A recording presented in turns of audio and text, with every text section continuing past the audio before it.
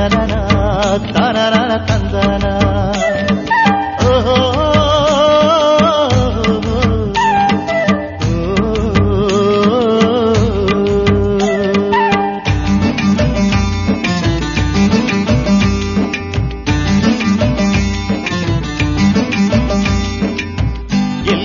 ಹೋಗಲಿ ಎಲ್ಲಿ ನಾ ನೋಡಲಿ ಎಲ್ಲೆಲ್ಲಿಯೂ ನೀ ತುಂಬಿರುವೆ ಯೇಸುವೆ, ಪಾಪಿಗೆ ಆಸರೆ ನೀವೇ ಯೇಸುವೆ, ಪಾಪಿಗೆ ಆಸರೆ ನೀವೇ. ತಂದಾನ ತನನನ ತಂದಾನ ತನನನ ತನನನ ತಂದಾನ. ಓಹೋ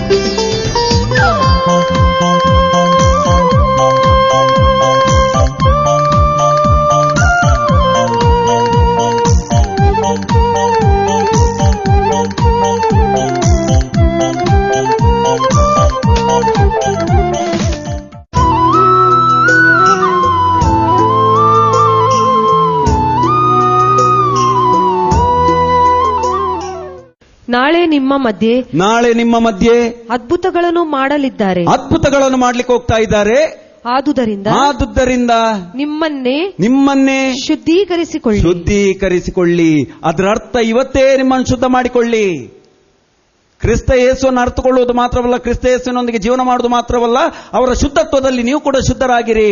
ಆಗ ನೀವು ನಾಳೆ ಅದ್ಭುತಗಳನ್ನು ನೋಡಲಿಕ್ಕೆ ಸಾಧ್ಯ.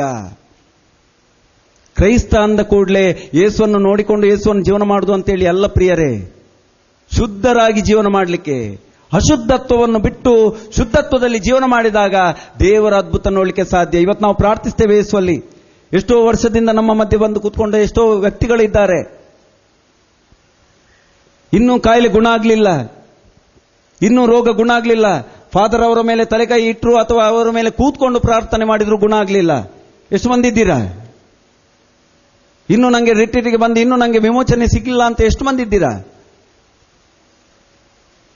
ಇದಕ್ಕೆ ಉತ್ತರ ಇಷ್ಟೇ, ಫಾದರ್ ಮಾಡುವ ಕರ್ತವ್ಯ ಮಾಡಿದ್ದಾರೆ. ಯಾಕಂದ್ರೆ ಅವರು ಶುದ್ಧತ್ವದಲ್ಲಿ ಪ್ರಾರ್ಥಿಸಿದ್ದಾರೆ. ಅಥವಾ ಯಾವುದೇ ಒಂದು ಬ್ರದರ್ ಆಗಲಿ, ಯಾವುದೇ ಒಂದು ಪ್ರಾರ್ಥನಾ ಪುರುಷ ಆಗಿರಲಿ, ಅವನ ಕರ್ತವ್ಯ ಅವ ಮಾಡಿದ್ದಾನೆ. ಯಾಕಂದ್ರೆ ಅವ ಶುದ್ಧ.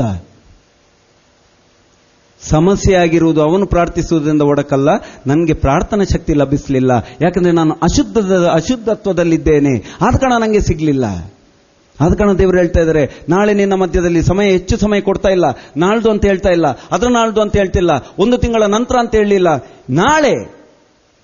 ನಾಳೆ ನಿನ್ನ ನಾನು ಅದ್ಭುತದಲ್ಲಿ ಪರಿವರ್ತಿಸ್ಲಿಕ್ಕೆ ಹೋಗ್ತಾ ಇದ್ದೇನೆ. ಆದ ಕಾರಣ ಹಿಂದೆ ನೀನು ಶುದ್ಧನಾಗು. Praise the Lord, hallelujah, hallelujah. ಆದ ಕಾರಣ ದೇವರ ವಾಕ್ಯ ಹೇಳ್ತಾ ಇದ್ದಾರೆ, ನಿನ್ನ ಮೇಲೆ ನಾನೀಗ ಶುದ್ಧತ್ವವನ್ನು ಚುಮುಕಿಸಲು ಹೋಗ್ತಾ ಇದ್ದೇನೆ. ಏನು ಶುದ್ಧತ್ವ? ಎಜೇಕಿಯಲ್ 36:25 ವಚನ. ಎಜೇಕಿಯಲ್ ಗ್ರಂಥ 36ನೇ ಅಧ್ಯಾಯ 25ನೇ ವಚನ. ಎಜೇಕಿಯಲ್ 36:25. ಎಜೇಕಿಯಲ್ನ ಗ್ರಂಥ 36ನೇ ಅಧ್ಯಾಯ 25ನೇ ವಚನ. ನಿನ್ನ ಮೇಲೆ ನನ್ನ ನಿರ್ಮಲೋದಕವನ್ನು ಚುಮುಕಿಸುವೆನು. ಆ ಕಡೆ ತಮಿಳುನಾಡು ಸೈಡಲ್ಲಿ ಹೋದ್ರೆ ಅಥವಾ ಬ್ಯಾಂಗ್ಳೂರು ಸೈಡಿಗೆ ಹೋದ್ರೆ ಬಲಿಪೂಜೆ ಆದ್ಮೇಲೆ ಫಾದರ್ಗಳು ಬ್ಲೆಸ್ಸಿಂಗ್ ವಾಟರ್ ಅನ್ನು ಚುಮುಕಿಸ್ತಾ ಇದ್ದಾರೆ ಅಲ್ವಾ? ಯಾರು ನಾವು ಪೂಜೆಯಲ್ಲಿ ಇಲ್ಲದಿದ್ರು ಆ ಸಮಯ ಆಗುವಾಗ ಒಳಗೆ ಬರ್ತೇವೆ, ಆ ನೀರು ಬಿದ್ದಾದ್ರೂ ನಾವು ಶುದ್ಧ ಆಗ್ಲಿ ಅಂತೇಳಿ. ನಿಜ ಅಲ್ವಾ? ಇಲ್ಲಿಲ್ಲ, ಈ ದಕ್ಷಿಣ ಕನ್ನಡದಲ್ಲಿ ಆ ಸಿಸ್ಟಮ್ ಇಲ್ಲ. ಯಾವಾಗೋ ಒಂದು ವರ್ಷಕ್ಕೆ ಏನೋ ಪೆಂತಗೋಸ್ತ ಅಥವಾ ಇನ್ಯಾವುದೋ ಹಬ್ಬ ಬಂದಾಗ ಮಾತ್ರ ಚುಮುಕಿಸ್ತಾರೆ ಹೊರತು ಬೇರೆ ಯಾವುದಕ್ಕೂ ಇಲ್ಲ ಅಲ್ವಾ?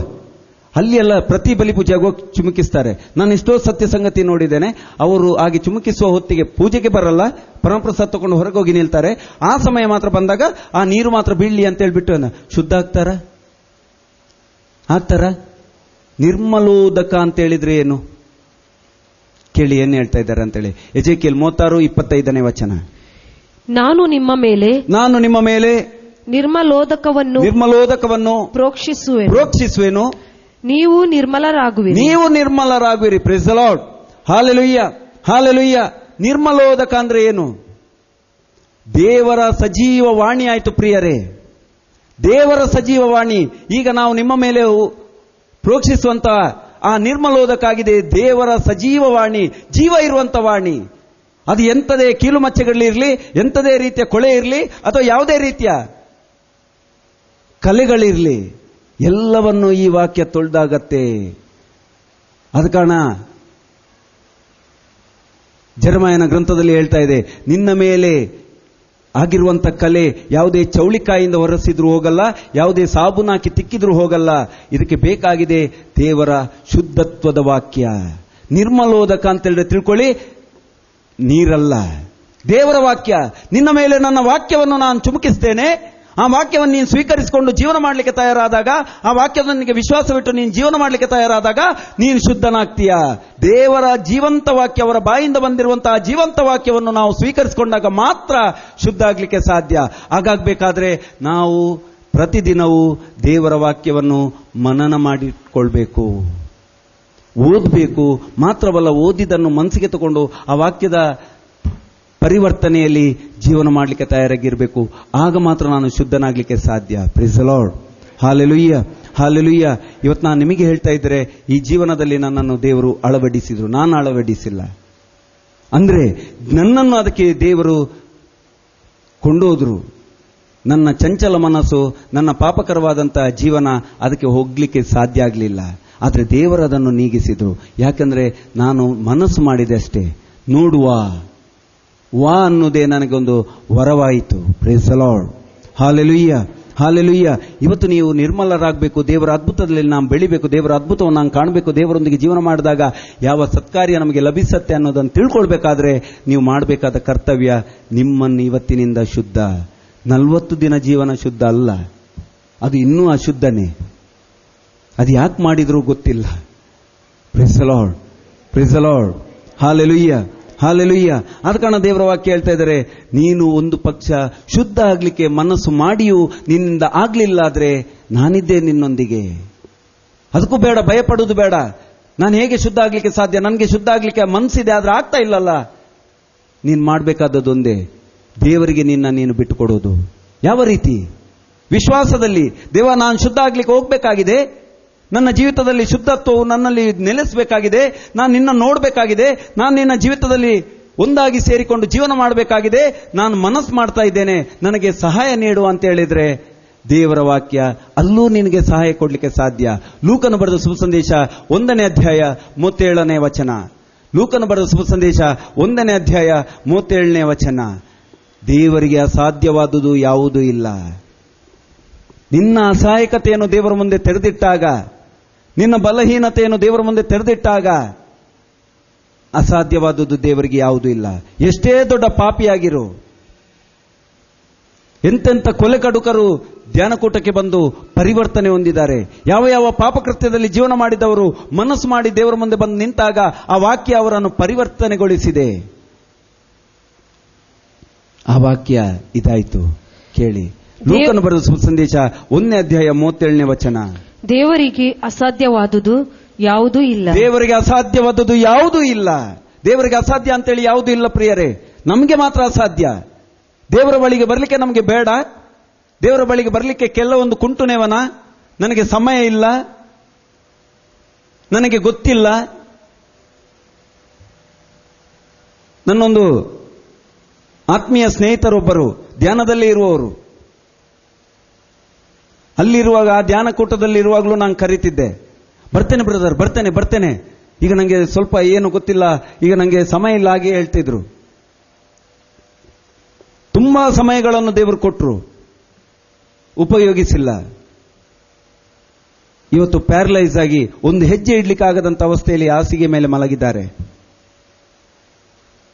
ಈಗ ಕೈಯನ್ನು ಹೀಗಿಟ್ಕೊಂಡು ಹೇಳ್ತಾ ಇದ್ದಾರೆ, ನನಗೆ ಬರಬೇಕು ಬ್ರದರ್. ಹೇಗೆ ಬರುವುದು? ಕೊಟ್ಟಂತ ಅವಕಾಶಗಳನ್ನು ಕಳ್ಕೊಂಡಿದ್ಯಾ ಮಗನೇ? ಕೊಟ್ಟಂತ ಅವಕಾಶಗಳನ್ನು ಕಳ್ಕೊಂಡಿದ್ಯಾ?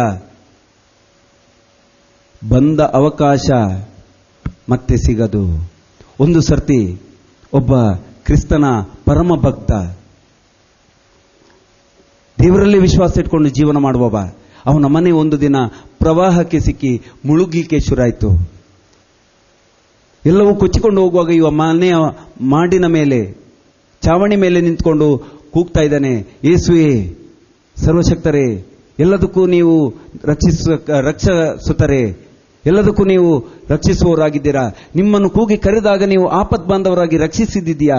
ಆದ ಕಾರಣ ನಾನು ನಿಮ್ಮನ್ನು ಕರಿತಾ ಇದ್ದೇನೆ, ವಿಶ್ವಾಸತೆ ನಿಮ್ಮ ಭಕ್ತ, ನನ್ನನ್ನು ಈ ಪ್ರವಾಹದಿಂದ ಪಾರು ಮಾಡಿ ಅಂತೇಳಿ ಕೇಳಿಕೊಂಡ. ಆಗ ಒಬ್ಬ ಅದೇ ಆ ಪ್ರವಾಹಕ್ಕೆ ನಿಲುಗಿದಂತ ಒಬ್ಬ ವ್ಯಕ್ತಿ ಒಂದು ದೋಣಿಯ ಮುಖಾಂತರ ಹಾದು ಹೋಗ್ತಾ ಇದ್ದಾನೆ. ಅವನ ಮನೆ ಮುಂದೆ ಅವ ಮೇಲ್ಚಾವಣಿಯಲ್ಲಿ ಇತ್ಕೊಂಡು ಬೊಬ್ಬೆ ಹಿಡಿಯುವುದನ್ನು ಈ ದೋಣಿವಾಲ ನೋಡಿದ, ಕೂಗಿ ಕರೆದ, ಅಣ್ಣ ಬಾ, ನಾನು ಹೋಗ್ತಾ ಇದ್ದೇನೆ ಆ ಕಡೆಗೆ, ದಡ ಸೇರ್ಲಿಕ್ಕೆ ಹೋಗ್ತಾ ಇದ್ದೇನೆ, ಬಾ ನೀನು ಅಂತೇಳಿ ಕರೆದ. ಇವ ಇಲ್ಲ ಇಲ್ಲ ನೀನು ಹೋಗು ಅಂತೇಳಿ. ಇನ್ನೊಂದು ದೋಣಿ ಬಂತು, ಅವನು ಕರೆದ, ಇವ ಬರಲಿಲ್ಲ. 3ನೇ ಸಲಕ್ಕೆ ಇವ ಮುಳುಗಿ, ಮನೆ ಪೂರ್ತಿಯಾಗಿ ಮುಳುಗಿ ನಾಶ ಆಯಿತು. ಇವ ಸತ್ತೋದ. ಇವ ದೇವರ ಮುಂದೆ ಹೋಗಿ ನಿಂತುಕೊಂಡಾಗ ಕೇಳ್ತಾ ಇದ್ದಾನಂತೆ, ದೇವ, ನಾನು ನಿನ್ನ ಇಷ್ಟೊಂದು ಭಕ್ತನಲ್ವಾ, ನಾನು ನಿನ್ನಲ್ಲಿ ಇಷ್ಟೊಂದು ವಿಶ್ವಾಸ ಇಟ್ಟು ಜೀವನ ಮಾಡಿದವಲ್ವಾ, ಯಾಕೆ ನೀನು ನನಗೆ ಹೀಗೆ ಮಾಡಿದ್ಯಾ? ಯಾಕೆ ದೇವರು ಹೇಳಿದ್ರಂತೆ, ನಾನು ನಿನಗೆ ಕೂಗಿದ ತಕ್ಷಣವೇ ನಾನು ನಿನಗೆ ಆಪತ್ ಬಾಂಧವನಾಗಿ ಬಂದೆ, ನಿನ್ನ ಕೈ ಹಿಡಿದು ಕರೀಲಿಕ್ಕೆ ನಾನು ಬಂದೆ, ನಿನ್ನನ್ನು ರಕ್ಷಿಸಲಿಕ್ಕೆ ಬಂದೆ, ನೀನನ್ನ ಗುರ್ತ ಹಿಡಿಲಿಲ್ಲ. ಇಷ್ಟೆಲ್ಲ ಪ್ರಾರ್ಥನೆ ಮಾಡಿ ಏನು ಸಂಭವ? ಇವತ್ತು ಆಗುವುದಿದೆ ನಮ್ಮದು ಜೀವಿತದಲ್ಲಿ. ತುಂಬಾ ಕಷ್ಟದಲ್ಲಿದ್ದಾಗ ಯಾರೋ ಒಬ್ಬರು ಬಂದು ಬಿಟ್ಟು ಹೇಳ್ತಾರೆ, ನೀನು ಇಂಥ ಕಡೆ ಹೋಗು, ಹೀಗೆ ಪ್ರಾರ್ಥನೆ ಮಾಡು ಅಂತೇಳಿ. ಸಮಯ ಇಲ್ಲ, ನನಗೆ ಸಮಯ ಇಲ್ಲ. ದೇವರು ಕಳಿಸುವಂತ ದೋಣಿಯನ್ನು ಹತ್ಕೊಳ್ಳಿಕ್ಕೆ ಇವನಿಗೆ ಭಾಗ್ಯ ಇಲ್ಲ ಹೇಳಬೇಕು. ನನ್ನ ಜೀವಿತದಲ್ಲಿ ಇದೇ ಆದದು. 1997 ನವೆಂಬರ್ 19ರಂದು ಆ ವ್ಯಕ್ತಿ ನನ್ನನ್ನು ದೇವರ ದೋಣಿಯಲ್ಲಿ ಹತ್ತಿಸದಿದ್ರೆ ಇವತ್ತು ನಾನು ಇಲ್ಲ. ತಕ್ಷಣವೇ ಗುರುತಿಸಿಕೊಂಡೆ, ಯಾವುದೋ ಯೋಜನೆಗೆ ನನ್ನನ್ನು ಕರೀತಾ ಇದ್ದಾರೆ. ಯೆಹೋವನನ್ನು ಬರೆಸುವ ಸಂದೇಶ 6ನೇ ಅಧ್ಯಾಯ 44ನೇ ವಾಕ್ಯದಲ್ಲಿ ಹೇಳಿದಾಗೆ, ಯೆಹೋವನ 6:44ನೇ ವಾಕ್ಯ, ಪಿತನ ಆಕರ್ಷಣೆ ಇಲ್ಲದೆ ಯಾರೂ ನನ್ನ ಬಳಿಗೆ ಬರಲಾರರು, ಪಿತನ ಆಕರ್ಷಣೆ ಇಲ್ಲದೆ ಯಾರೂ ನನ್ನ ಬಳಿಗೆ ಬರಲಾರರು. ಹಾಗೆ ಬಂದವರನ್ನು ನಾನು ಅಂತಿಮ ದಿನದಂದು ಎಬ್ಬಿಸುತ್ತೇನೆ, ಅವನ ಜೀವನಕ್ಕೆ ಒಂದು ಅಂತಿಮವನ್ನು ಹಾಡ್ತೇನೆ. ಅರ್ಥಾತ್ ಅವನ ಎಲ್ಲ ಸಮಸ್ಯೆಗಳಿಗೆ, ಎಲ್ಲ ಅವನ ಪ್ರಶ್ನೆಗಳಿಗೆ ನಾನು ಅಂತ್ಯ ಹಾಡಿ ಅವನಿಗೊಂದು ಉತ್ತರವಾಗಿ ನಿಲ್ತೇನೆ ಅಂತೇಳಿ. ಆದ ಕಾರಣ ಇವತ್ತು ಯಾವುದೇ ಸಮಸ್ಯೆ ಬಂದಾಗ ಮೊದಲು ನೋಡುವುದು ಉತ್ತರದಾಯಕರನ್ನು. ಉತ್ತರ ಕೊಡುವವನಿರುವಾಗ ಪ್ರಶ್ನೆಗಳು ಬಂದರೇನು, ಪ್ರಶ್ನೆಗಳು ಇದ್ದರೇನು? ನಿಜ ಅಲ್ವಾ? ಒಬ್ಬ ಪರೀಕ್ಷೆಗೆ ತಯಾರಾಗಿ ಹೋಗಬೇಕಾದ್ರೆ ಪ್ರಶ್ನೆ ಪತ್ರಿಕೆಯನ್ನು ಮೊದಲು ನೋಡ್ತಾನ, ಉತ್ತರವನ್ನು ಮೊದಲು ನೋಡ್ತಾನ? ತಯಾರಾಗಿ ಹೋಗ್ಬೇಕಾದ್ರೆ ಅಲ್ಲಿಗೋಗಿ ಪರೀಕ್ಷಾ ಹಾಲಲ್ಲಿ ಹೋಗಿ ನೋಡುವುದಲ್ಲ. ತಯಾರಾಗಿ ಹೋಗುವ ಮೊದಲು ಏನ್ ನೋಡ್ತಾನೆ? ಉತ್ತರ ನೋಡ್ತಾನೆ. ಪ್ರಶ್ನೆ ಪತ್ರಿಕೆ ಆಮೇಲೆ ಬರುವುದು. ಅದೇ ರೀತಿ ನಿನ್ನ ಜೀವಿತದಲ್ಲಿ ಎದ್ದಂತ ಪ್ರಶ್ನೆಗಳನ್ನು ನೋಡುವ ಮೊದಲು ನೀನು ಉತ್ತರ ಕೊಡುವಂತ ವ್ಯಕ್ತಿಯನ್ನು ನೀನು ಮೊದಲು ನೋಡಬೇಕಾಗಿದೆ. ಅವರೇ ಕ್ರಿಸ್ತ. ರೋಮನ್ನರಿಗೆ ಬರೆದ ಪತ್ರ 9ನೇ ಅಧ್ಯಾಯ 9ರಿಂದ 11ರವರೆಗಿರುವ ವಚನ. ರೋಮನ್ನರಿಗೆ ಬರೆದ ಪತ್ರ 9ನೇ ಅಧ್ಯಾಯ 9ರಿಂದ 11ರವರೆಗಿರುವ ವಚನ. ಉತ್ತರ ಕೊಡುವಂತ ವ್ಯಕ್ತಿಯನ್ನು ನೀನು ಕೂಗಿ ಕರೆದಾಗ ಉತ್ತರ ನಿನ್ನ ಜೀವಿತಕ್ಕೆ ಇಳಿದು ಬರುವುದು. ಇವತ್ತು ಎಷ್ಟೋ ನಮ್ಮ ಜೀವಿತದಲ್ಲಿ ಸಮಸ್ಯೆ ಇದೆ, ಎಷ್ಟೋ ಜೀವಿತದಲ್ಲಿ ನಮ್ಮ ಪ್ರಶ್ನೆ ಇದೆ ಪ್ರಿಯರೇ. ಯಾಕೆ ಹೀಗೆ, ಯಾಕೆ, ಯಾವ ರೀತಿ ಈ ರೀತಿ, ಯಾಕೆ ಹೀಗಾಯ್ತು? ಇದಕ್ಕೆಲ್ಲ ಉತ್ತರ ಒಬ್ಬರೇ, ಯೇಸು. ಕೇಳಿ ಏನು ಹೇಳ್ತಾ ಇದ್ದಾರೆ. ರೋಮನ್ನರಿಗೆ ಬರೆದ ಪತ್ರ 9ನೇ ಅಧ್ಯಾಯ ರೋಮನ್ನರಿಗೆ ಬರೆದ ಪತ್ರ 10ನೇ ಅಧ್ಯಾಯ 9ರಿಂದ 11ರವರೆಗಿರುವ ವಚನ. ರೋಮನ್ 10 9ರಿಂದ 11ರವರೆಗಿರುವ ವಚನ. ಯೇಸು ಸ್ವಾಮಿಯೇ ಪ್ರಭು ಎಂದು, ಯೇಸು ಸ್ವಾಮಿಯೇ ಪ್ರಭು ಎಂದು ನೀನು ಬಾಯಿಂದ ನಿವೇದಿಸಿ, ನೀನು ಬಾಯಿಂದ ಉತ್ತರದಾಯಕನಾದಂಥ ಉತ್ತರವನ್ನು ನೀನು ಬಾಯಿಂದ ನಿವೇದಿಸಿ ಅವರನ್ನು, ನಿನ್ನ ಜೀವಿತದಲ್ಲಿ ಬಂದಿರುವಂತಹ ಪ್ರಶ್ನೆಗಳಿಗೆ ನೀನು ಉತ್ತರದಾಯಕನನ್ನು, ಅವನನ್ನು ನೀನು ಕರೆದೇ ಆದರೆ, ದೇವರು ಸಾವಿನಿಂದ ಪುನರುತ್ಥಾನಗೊಳಿಸಿದ್ದಾರೆಂದು, ನೀನು ಕ್ರಿಸ್ತ ಯೇಸುವನ್ನು ಸಾವಿನಿಂದ ಪುನರುತ್ಥಾನಗೊಳಿಸಿದ್ದಾರೆಂದು ಹೃದಯದಿಂದ ವಿಶ್ವಾಸಿಸಿದರೆ, ಬಾಯಿಯಿಂದಲ್ಲ, ಕಣ್ಣಿನಿಂದಲ್ಲ, ಮೂಗಿನಿಂದಲ್ಲ, ಶರೀರದಿಂದಲ್ಲ, ಹೃದಯದಿಂದ ನೀನು ವಿಶ್ವಾಸಿಸಿದರೆ ಜೀವೋದ್ಧಾರವನ್ನು ಹೊಂದುತ್ತೀಯೇ. ನೀನು ಜೀವೋದ್ಧಾರ ಹೊಂದುತ್ತೀಯ. ನಿನ್ನ ಪ್ರಶ್ನೆಗಳಿಗೆ, ನಿನ್ನ ಜೀವಿತದಲ್ಲಿ ಎದ್ದಿರುವಂತಹ ಪ್ರಶ್ನೆಗಳಿಗೆ ಉತ್ತರ ಸಿಗತ್ತೆ. ಆಗ ನೀನು ಆ ಪ್ರಶ್ನೆಗಳಿಗೆ ನೀನು ಉತ್ತರವಾಗಿ ನಿಲ್ತೀಯ. Praise the lord. Hallelujah, hallelujah. ನಿನ್ನ ಪ್ರಶ್ನೆ ಕೊಡುವಂತ ವ್ಯಕ್ತಿಗಳ ಮಧ್ಯದಲ್ಲಿ ನೀನು ಉತ್ತರವಾಗಿ ಕಾಣ್ತೀಯ. ಎಷ್ಟೋ ಪ್ರಶ್ನೆಗಳಿಗೆ ಉತ್ತರ ಕೊಡುವಂತ ವ್ಯಕ್ತಿಗಳು ಇವತ್ತು ಹುಡುಕೊಂಡು ಹೋಗ್ತಾ ಇದ್ದಾರೆ, ಯಾರಿದ್ದಾರೆ ಅಂತೇಳಿ. ನಮ್ಮ ಎಕ್ಸಾಮ್ ಟೈಮಲ್ಲಿ, SLC ಎಕ್ಸಾಮ್ ಟೈಮಲ್ಲಿ ಪ್ರಶ್ನೆ ಪತ್ರಿಕೆ ಅಂತೇಳಿ ಪ್ರಿಪರೇಷನ್ಗೆ ಕೊಡ್ತಿದ್ರು ಮುಂಚೆ. ನಮಗೆ ಸಿಗದಿದ್ದಾಗ ಆ ಉತ್ತರ ಪತ್ರಿಕೆ ಯಾರಲ್ಲಿದೆ ಅವರನ್ನು ಹುಡುಕಿಕೊಂಡು ಹೋಗ್ತಿದ್ದೆವು, ಎಲ್ಲಿ ಸಿಗತ್ತೆ ಅಂತೇಳಿ. ಯಾಕೆ? ನಾಳೆ ಇಂಥ ಪ್ರಶ್ನೆ ಬರ್ಬೋದು, ಇಂಥ ಉತ್ತರ ಕೊಡಬೇಕಾಗಿದೆ, ಇಂಥ ಪ್ರಶ್ನೆ ಬರ್ಬೋದು, ಇಂಥ ಕ್ಲಿಷ್ಟಕರವಾದ ಒಂದು ಉತ್ತರ ನಮ್ಮಿಂದ ಕೊಡ್ಲಿಕ್ಕೆ ಸಾಧ್ಯವಾಗದಿದ್ರೆ ಈ ಉತ್ತರವನ್ನಾದ್ರೂ ಕೊಡ್ಬೋದು ಅಂತ ಹೇಳಿಕೊಂಡು ಹುಡುಕಿಕೊಂಡು ಹೋಗ್ತಿದ್ದೆವು.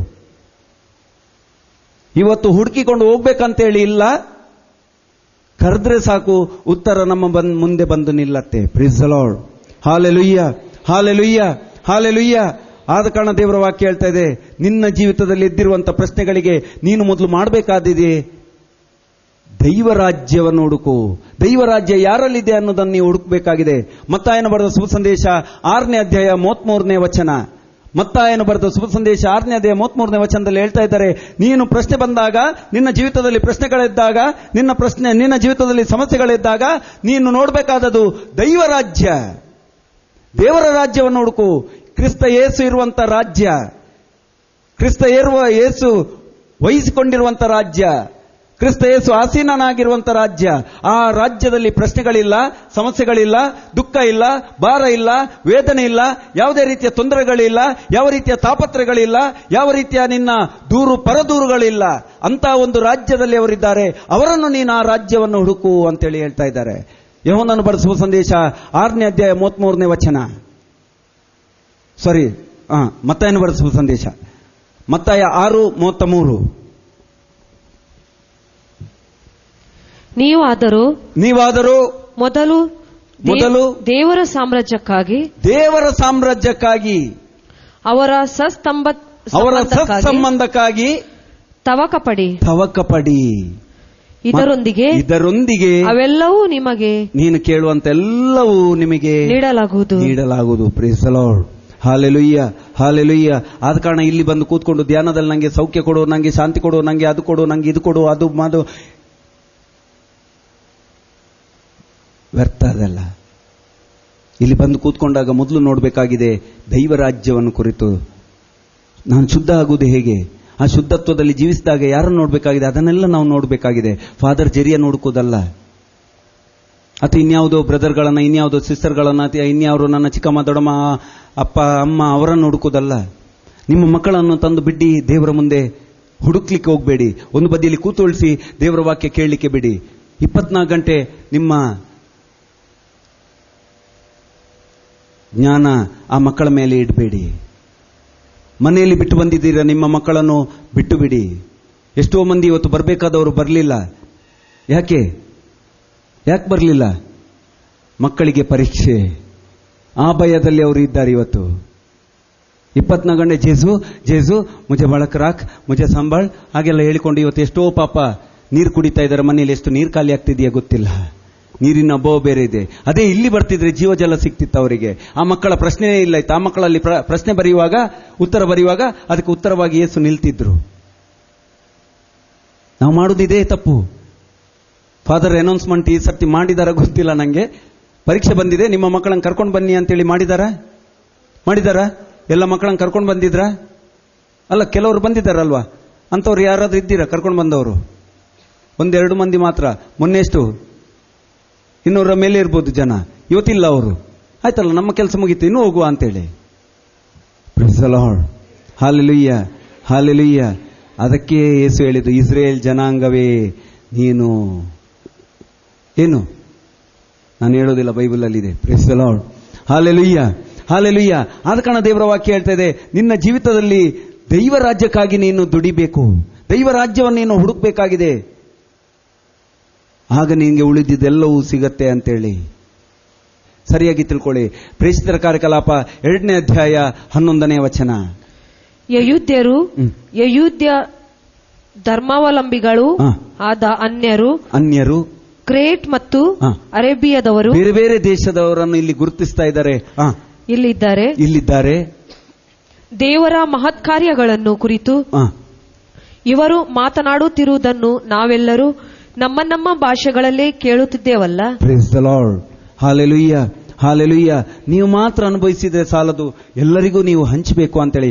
ಕ್ರೈಸ್ತ ಹಂಚಲಿಕ್ಕಿರುವವ, ಸ್ವಾರ್ಥಕ್ಕಾಗಿ ಹಿಡ್ಕೊಂಡ್ಲಿಕ್ಕಿದ್ದವ ಅಲ್ಲ. ಖಾಲಿ ನನಗೆ ಮಾತ್ರ ಉಪಕಾರ ಸಿಕ್ಕಿದ್ರೆ ಸಾಕು, ನಾನು ಮಾತ್ರ ಮೇಲೆ ಬಂದ್ರೆ ಸಾಕು ಅಂತ ಹೇಳಿಕೊಂಡಿದ್ದವನು ಅವನು ಯಾವಾಗಲೂ ಕೆಳಗೆ ಇರ್ತಾನೆ. ಆದ ಕಾರಣ ದೇವರ ವಾಕ್ಯ ಹೇಳ್ತದೆ, ನಿನ್ನ ಜೀವಿತದಲ್ಲಿ ನೀನು ನಿನ್ಗೆ ಮಾತ್ರ ಸಂಪಾದಿಸ್ಕೊಳ್ಬೇಡ, ಅನ್ಯರಿಗೂ ಸಂಪಾದಿಸ್ಲಿಕ್ಕೆ ಬಿಡು. ಅವರು ಕೂಡ ಅದನ್ನು ತನ್ನ ವಶ ಮಾಡಿಕೊಳ್ಳಿ. ಆದ ಕಾರಣ ನಿನ್ನ ನೀತಿಯಲ್ಲಿ, ನಿನ್ನ ಈ ಶುದ್ಧತ್ವದಲ್ಲಿ, ನಿನ್ನ ಜೀವಿತದಲ್ಲಿ ಯೇಸುವನ್ನು ಪಡ್ಕೊಂಡಿದ್ರೆ ಅದೆಲ್ಲರಿಗೂ ನೀನು ಹಂಚು.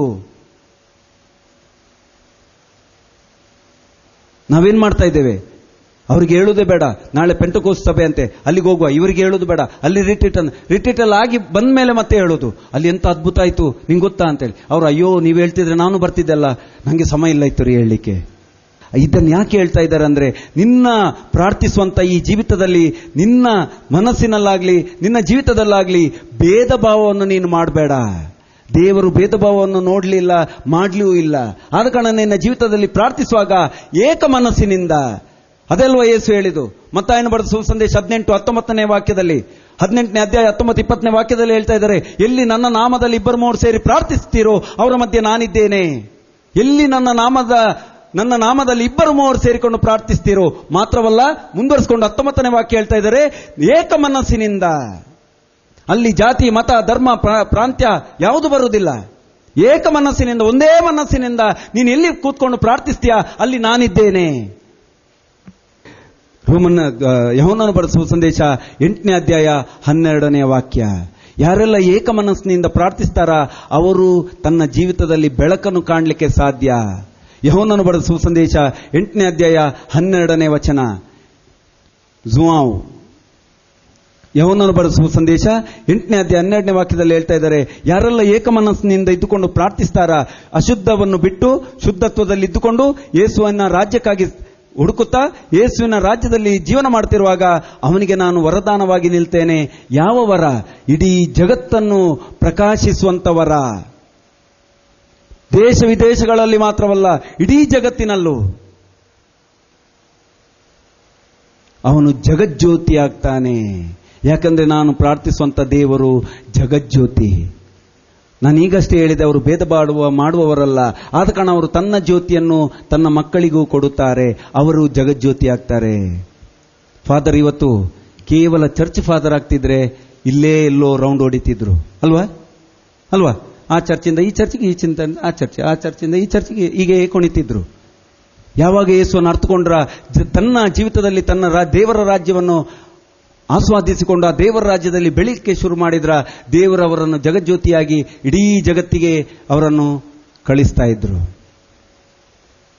ಇವತ್ತು ನಾನು ಎಲ್ಲೂ ಹೋಗ್ತಾ ಇಲ್ಲ, ಅವರು ಎಲ್ಲೂ ಹೋಗ್ತಾ ಇಲ್ಲ, ಆದ್ರೆ ನಾವು ಹೋಗ್ತಾ ಇದ್ದೇವೆ. ಎಲ್ಲೆಲ್ಲಿಂದ ಫೋನ್ ಬರ್ತಾ ಇದೆ. ನನಗೆ ಮೊನ್ನೆ ಗೊತ್ತೇ ಇಲ್ಲ ಇತ್ತು. ನಾನು ಎಂತ ಫಾದರ್ ಹತ್ರ ಕೇಳಿದೆ, ಫಾದರ್ ಆಸ್ಟ್ರೇಲಿಯಾದಲ್ಲಿ ಕನ್ನಡ ಬರ್ತಾ ಇದೆ ಅಂತ. ಹೇಗೆ ಫಾದರ್ ಅಂತೇಳಿ. ಆಸ್ಟ್ರೇಲಿಯಾದಿಂದ ಒಬ್ರು ಫೋನ್ ಮಾಡಿ ಹೇಳ್ತಾರೆ, ಬ್ರದರ್ ನಿಮ್ಮ ಕನ್ನಡ ಬಾರಿ ಚೆನ್ನಾಗಿ ಬರ್ತಾ ಇದೆ ಅಂತೇಳಿ. ನಾನು ಹೇಳಿದೆ, ನಂದು ಆಗಿರ್ಲಿಕ್ಕಿಲ್ಲ, ಬೇರೆ ಯಾರ್ದು ಆಗಿರ್ಬೋದು. ನಾನು ವಿಶ್ವಾಸನೇ ಇಡ್ಲಿಲ್ಲ ನಂದು ಆಗಿತ್ತಾ ಏನೋ ಅಂತೇಳಿ. ದೇವರಿಗೆ ಮಹಿಮೆ. ಇವತ್ತು ನಾವು ಹೋಗ್ತಾ ಇಲ್ಲ, ದೇವರು ನಮ್ಮನ್ನು ಕಳಿಸ್ತಾ ಇದ್ದಾರೆ. ಜಗಜ್ಯೋತಿ, ಅವರು ಜಗಜ್ಯೋತಿ. ಯಾರು? ನಾವು ಪ್ರಾರ್ಥಿಸುವಂತ ದೇವರು. ಕೇಳಿ ಏನ್ ಹೇಳ್ತಾ ಇದ್ದಾರೆ.